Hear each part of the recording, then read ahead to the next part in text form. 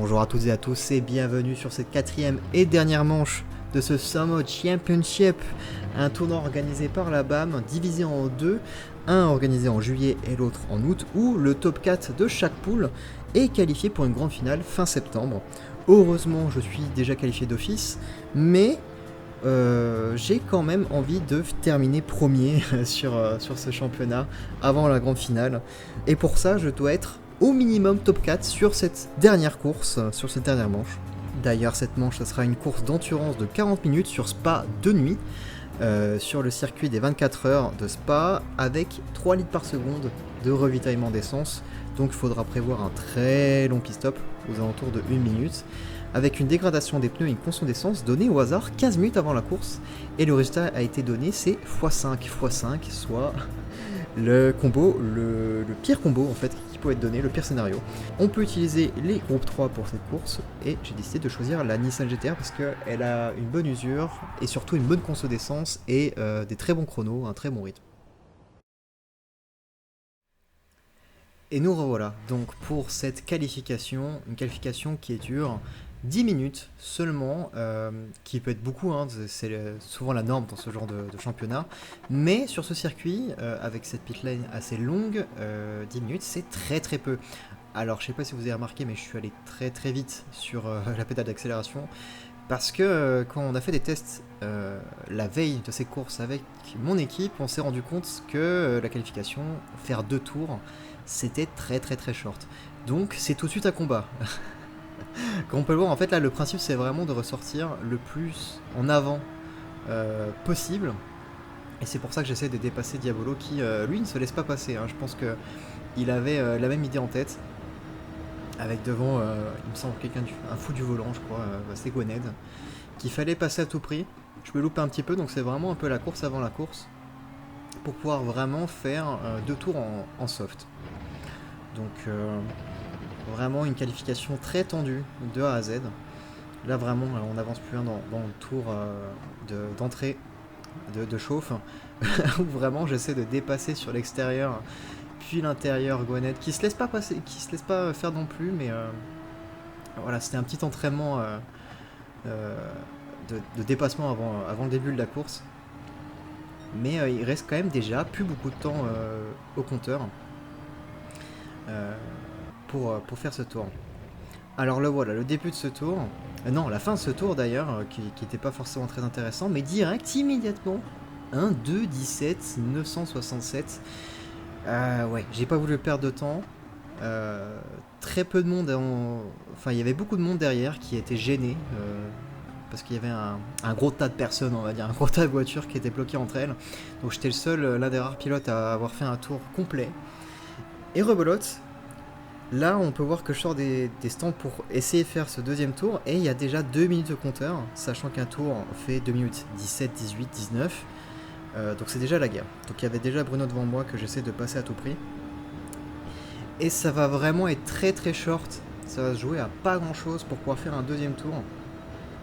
Là, comme on peut le voir, je suis à seulement quelques secondes, on va dire, des autres. Sur ma pole position provisoire. Mais c'est pas encore joué, c'est pas encore fait.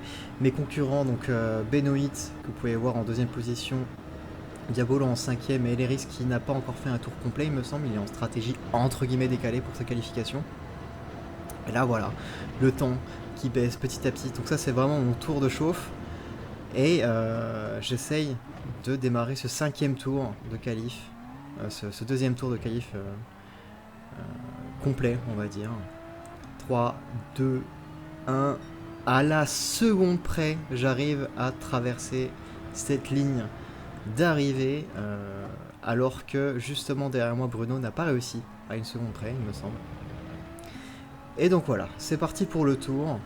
En bas pour aller chercher au rouge Rédillon, je sais jamais lequel des deux, je sais jamais les noms des circuits, mais voilà, avec la GT-R en soft c'est très facile d'aller chercher, attention à pas trop couper vers la gauche pour pas avoir de pénalité.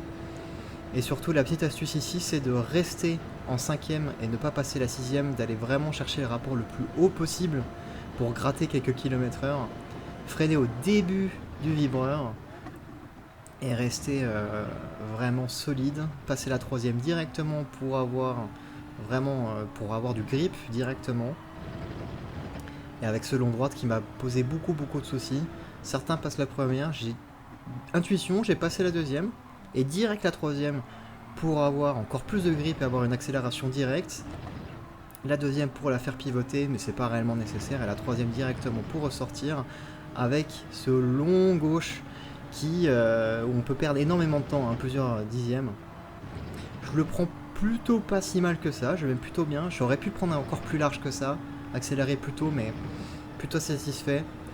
Alors que je suis qu'à 14 centièmes de mon meilleur temps pour le moment. Et là, qui a 7 dixièmes, mais qui va peut-être améliorer, qui est devant moi. Et voilà, le dernier enchaînement avant la dernière ligne droite. Attention à pas taper, à pas rouler sur cette partie verte. Également ici cette partie verte à ne pas toucher impérativement. Et voilà, un direct 3 dixièmes d'avance sur mon meilleur temps. Tout va se jouer sur cette chicane qui m'a posé beaucoup de problèmes, ce bus stop. Donc vraiment à fond, idem, garder la cinquième, pas passer la sixième et pour gratter les derniers km/h et piler d'un coup, ne pas rater le freinage. Bien couper le vibreur, peut-être un peu trop d'ailleurs, et accélérer en deuxième. Et voilà, je vais être le dernier à passer la ligne d'arrivée. L'Erix n'a pas réussi à améliorer son propre temps, mais moi si, avec un 2:17,631, un tour qui est assez clean, trop clean. J'ai jamais fait un tour aussi clean en qualification. En général, c'est pas mon fort la qualification. Je crois que c'est seulement ma deuxième pole position, non, ouais, je sais plus, de ce tournoi. Donc quand même, voilà, là on se dit on est assez solide, mais c'est là reste la qualification et mes deux autres concurrents en deuxième et troisième position sont pas si loin que ça et tout va jouer sur la course. Je quand même, dans le chat je dis que je débute, hein, si jamais c'était pas assez clair. Donc là on a vraiment des voitures qui changent, on a toujours la Nismo, mais on a aussi la Supra avec Benoît. On a la X-Vision qui est très intéressante, la Beetle qui pour moi était la deuxième meilleure voiture selon mes tests.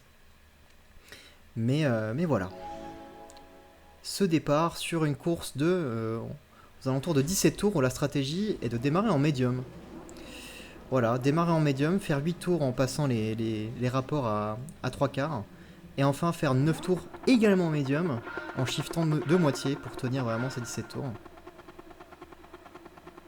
Et c'est parti, départ avec le SCT1 qu'on enlève immédiatement, un plutôt bon départ. Le problème c'est qu'on commence direct sur cette ligne droite, après le raidillon, ou le rouge, je ne sais plus. Désolé les Belges, je n'ai pas fait exprès. Et là direct Elrix qui perd pas de temps, qui est, si vous voyez radar en bas à droite, juste derrière moi. Et Benoît qui est pas loin, qui profite de la double aspiration. Je me colle vraiment à droite pour vraiment défendre ma position le maximum possible. Je freine super tard, un peu trop tard, je loupe même mon virage, mais je reste bien au centre de cette courbe pour que personne ne passe, ce qui crée d'ailleurs un chaos derrière, hein. Ils sont 4 très proches entre eux. Et voilà, ça se joue, je suis quand même premier dans cet enchaînement de virages assez sinueux. Donc ça me laisse une marge de sécurité où je peux vraiment économiser un peu plus d'essence. Parce que tout va se jouer à l'essence, vraiment... ça va être le principe de ces courses, comme c'est un ravitaillement à 3 litres par seconde, c'est super important. Avec ce long enchaînement à gauche où j'enclenche direct la quatrième. Mais les risques, je n'arrive pas à décrocher, hein, le pilote de l'Opium, enfin ex-pilote de l'Opium. Et ça va être un peu l'histoire de toute cette course, enfin du moins toute cette course, vous allez voir, parce que le titre de la vidéo, il indique pas un long combat, et vous allez comprendre pourquoi. Donc vraiment un premier tour plutôt solide jusque là.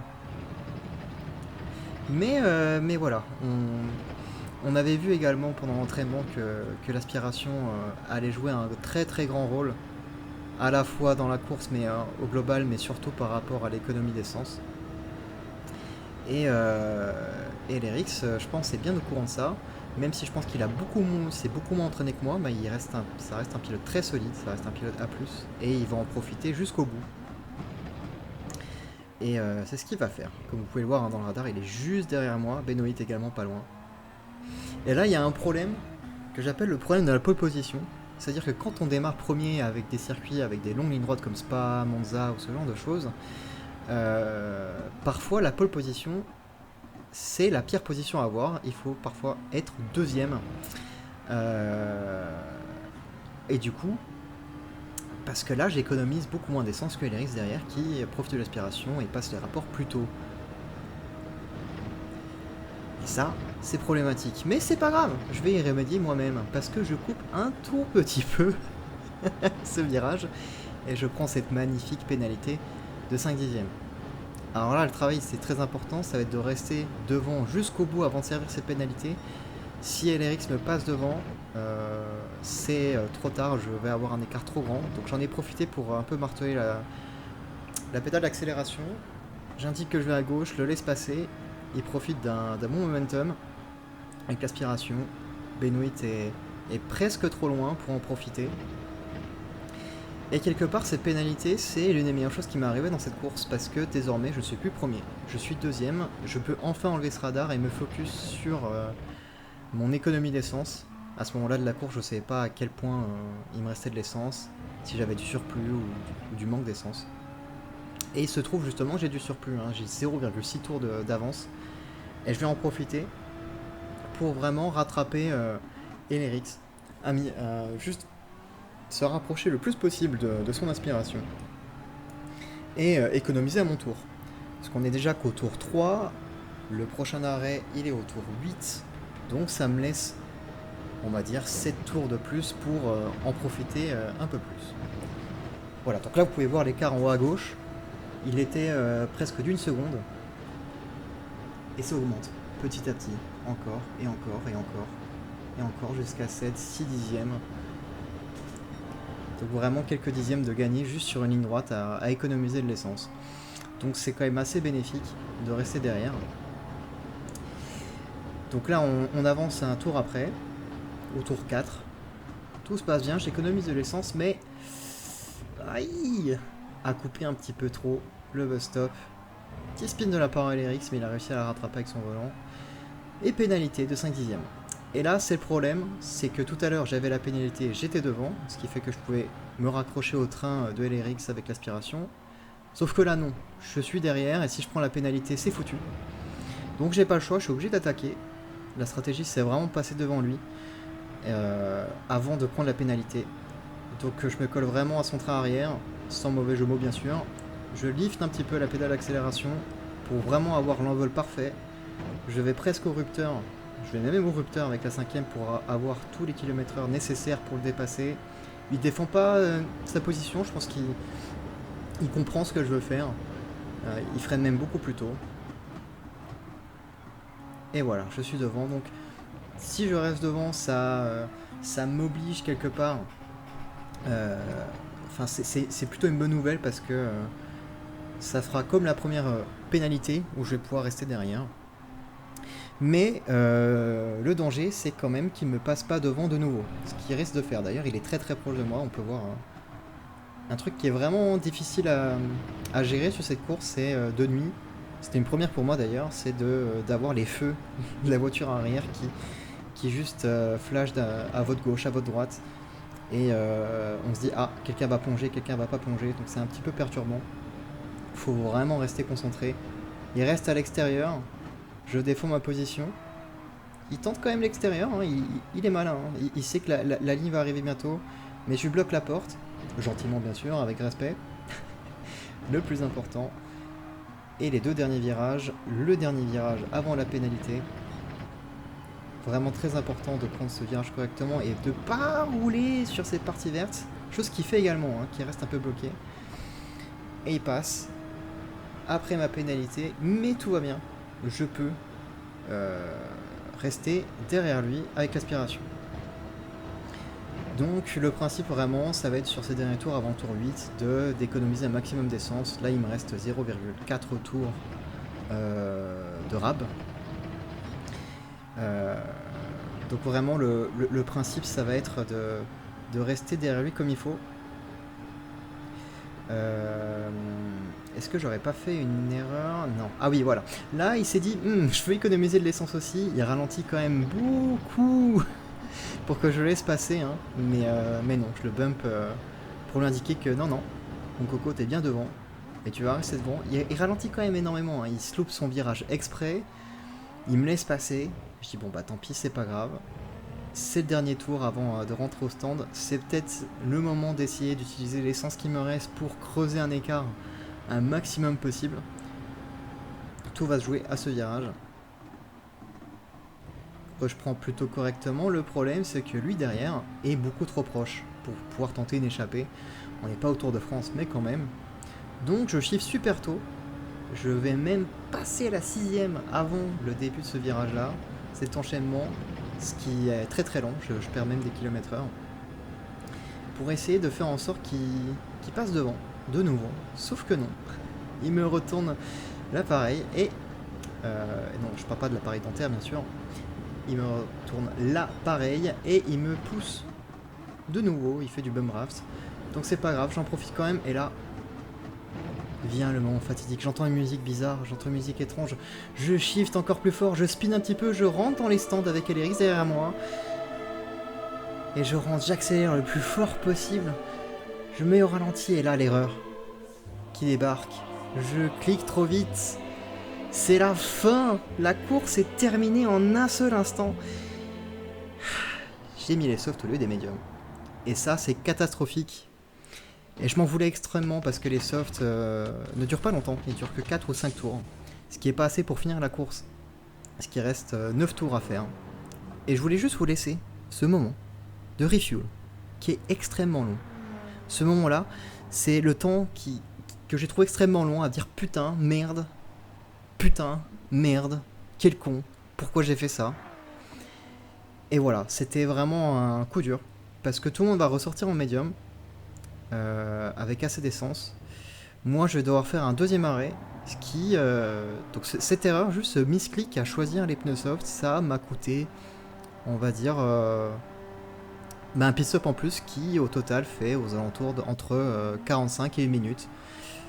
45 secondes, 1 minute. Donc c'est un coup dur. Je sors de cette pit lane un peu frustré. Je vois un petit peu le côté. Avec les softs qui vont se dégrader, vous allez voir, très très vite. Avec déjà 1 minute de retard sur le premier qui ne s'est pas encore arrêté. Surtout que j'ai mis beaucoup moins d'essence que d'habitude. Je mets les pleins phares pour dire que je ne peux plus en fait. Et là, je ne sais pas si vous vous êtes souvenu de ce que j'ai dit au début, c'est que pour être premier au classement, il suffit de terminer au minimum 4ème.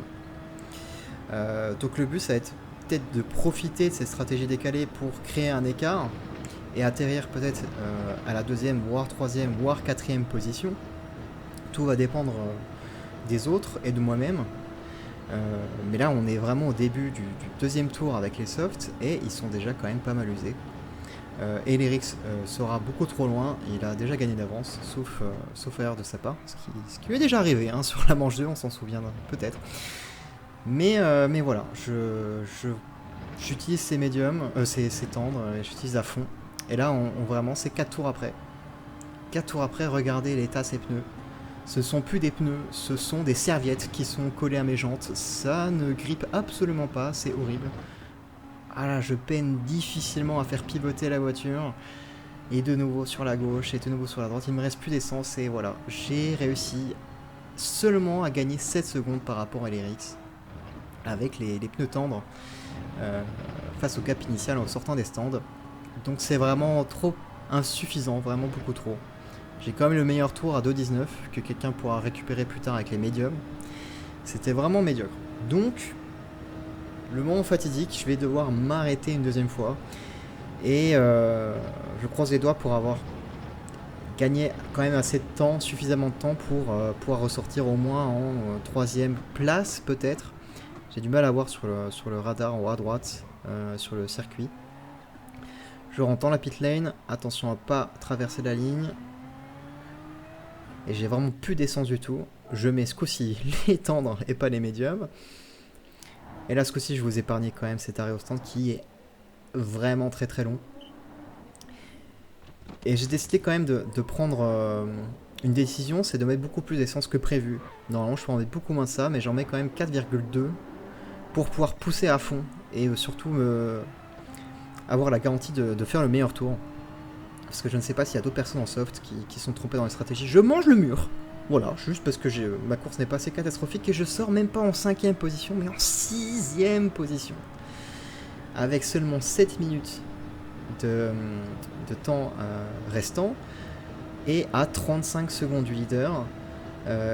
Meseki ou Mikey, je sais jamais comment on prononce, je veux dire Mikey, qui est à 2 secondes avec la Beetle, une très bonne voiture, qui est difficile à dépasser. Seulement je sais pas s'il est en soft ou en medium. Donc ouais, le temps, l'objectif va être de rattraper au minimum ces 4ème positions pour m'assurer d'être à la première place au classement à la fin de ce tournoi, à la fin de cette manche. Donc il me reste quand même pas mal d'essence, mais même avec les pneus soft, même avec moins d'essence que les autres, on peut voir que la différence n'est pas si flagrante que ça, que je suis pas tant rapide, surtout dans les virages. Avec ces Beetles qui accrochent au sol, sauf si on met les pneus medium ou hard. Donc je suspecte à ce moment-là qu'il est en soft également. Mais des softs très usés. Et ce bug aussi de Gran Turismo où on voit pas réellement ce que voit le pilote devant. Petite erreur de Mikey. Quand même du contact de roue, mais j'arrive à le passer. Donc là on peut voir que je suis quand même à 11 secondes de Bruno en 4ème position, qui est mon nouvel et dernier objectif. Et quand même, si on regarde le radar, en bas à droite, Mikey qui se rapproche quand même dangereusement. Je me dis, est-ce qu'il va pas tenter quand même de le dive bomb de l'enfer. Donc je prends mon point de corde tranquille, mon point de freinage. Ah Mikey qui se plante tout seul. Bon, au moins, c'est une chose de faite. Tant pis pour lui, tant mieux pour moi. Il s'est bien raté comme il faut. Et là, je vous invite à regarder en haut à gauche un zoom sur l'écart qu'il y a entre Bruno et moi. Il reste 5 minutes et il y avait 10 secondes d'écart à la ligne d'arrivée.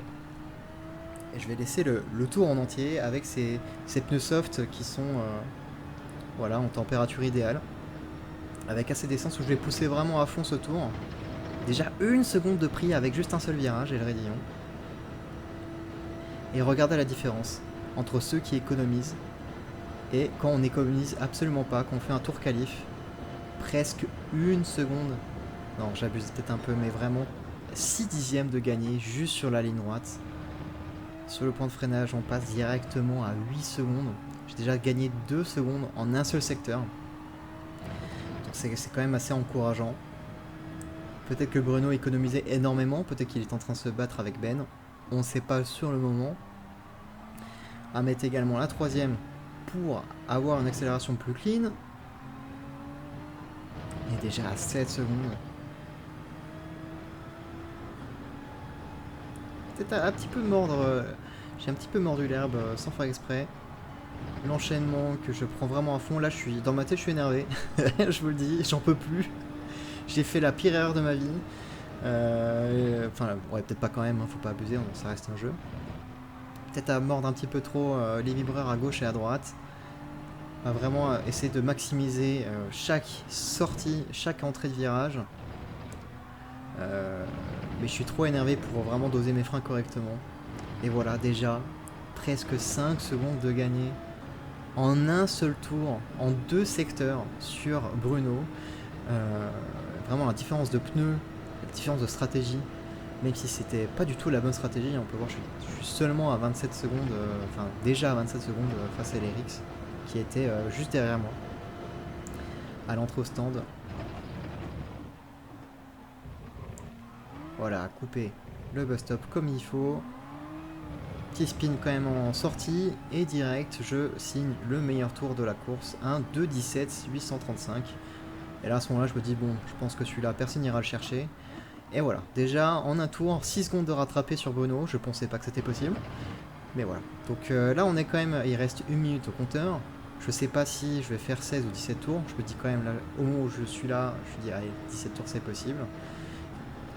Donc c'est le moment d'aller chercher Bruno, qui je pense va tout tenter pour garder sa position au maximum. Mais si je dépasse Bruno en face de moi, j'ai la première place au classement garantie.